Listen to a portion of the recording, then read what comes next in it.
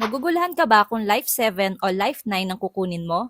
Eto na yung quick comparison ko. So unahin natin si Jisoo Life 7. Medyo mas malaki siya kumpara kay Life 9, pero solid yung hangin niya. Meron siyang malakas and may malawak na buga ng hangin, kaya perfect talaga siya lalo na kung mainit.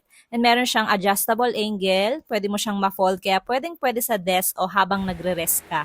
Sobrang dali rin niyang hawakan, ergonomic at hindi siya nakakangalay. So meron siyang LED display kaya makikita mo yung battery percentage niya and yung speed level.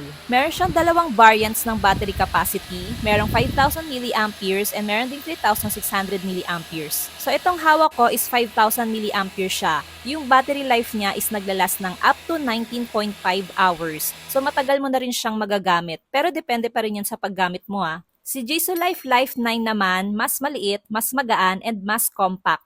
Kung on the go ka, perfecto kasi kasyang-kasya sa bag, pouch o bulsa. Wala siyang LED display kaya hindi mo makikita yung battery percentage niya and speed level. 5,000 milliampere yung battery capacity nito na naglalast ng up to 18 hours. So matagal-tagal mo din siyang magagamit and meron din itong 3,600 milliamperes. When it comes naman sa airflow, kahit maliit siya, malakas din naman yung buga ng hangin niya. Wag lang kayo mag-expect na may malawak siyang buga ng hangin unlike kay Jisoo Life 7. Same sila na may safety lock function, hindi siya basta-basta mag-on if ever na accidentally na mapindot sa loob ng bag. Parehas silang sulit so depende sa preference o lifestyle mo na yan kung ano ang mas gusto mo. Sa price naman, mas mahal si Life 9 kaysa kay Life 7. Kung gusto mo na may malakas or may malawak na buga ng hangin pero malaki or bulky, go for Life 7. Pero kung gusto mo naman na maliit, magaan, and perfect for on the go for Life 9. Ako kasi parehas ko silang gusto, pero ang madalas kong gamitin is si Life 7, lalo na kung napakainit sa labas.